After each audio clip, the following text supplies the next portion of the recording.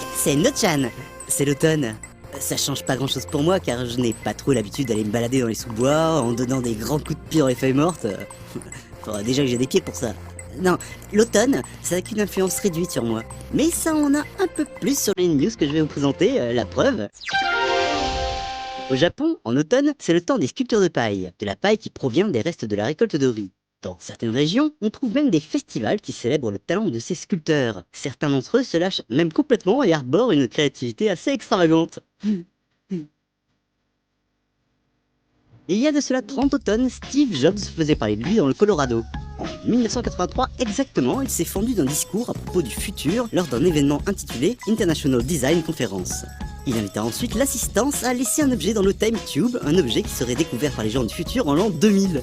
Seulement en 2000, impossible de retrouver le Time Tube. Rien, nada. La topologie des lieux avait tellement changé qu'il était impossible de localiser l'endroit où fut enterré le tube. Jusqu'à maintenant.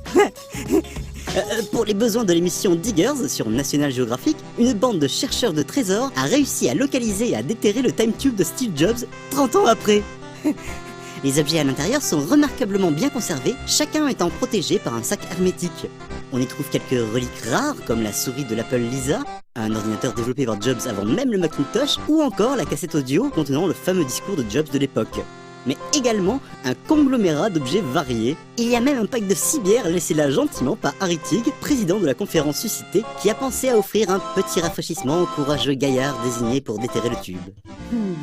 Pour les chats, l'automne c'est aussi la saison de la mue. Alors je vous le dis, attention aux boules de poils et pensez à brosser votre compagnon plus souvent que d'habitude.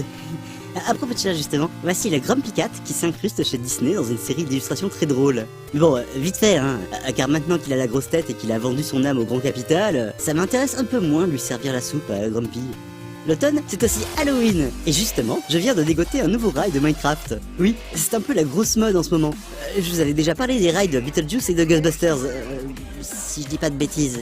Hein, et voici maintenant celui de l'étrange Noël de Monsieur Jack.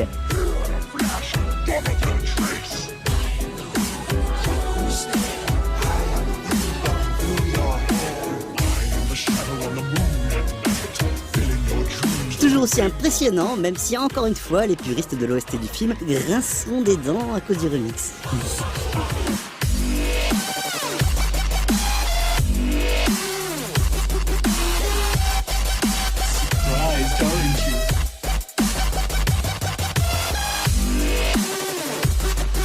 On termine avec une dernière info de saison. Chaque semaine, dans sa série Man at Arms, le maître forgeron Tony Swatton publie une vidéo montrant la création d'une reproduction d'armes issues d'un jeu vidéo, d'un film ou d'une série, le sujet étant laissé au choix des internautes.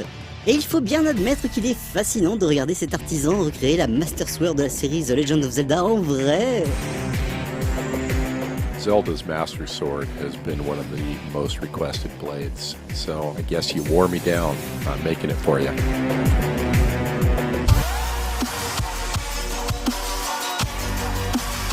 Puis d'utiliser sa création pour briser quelques vases remplis de rupees.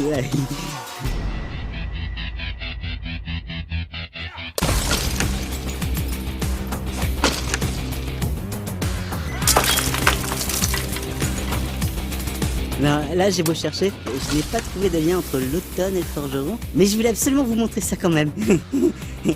Allez, à bientôt les otaques.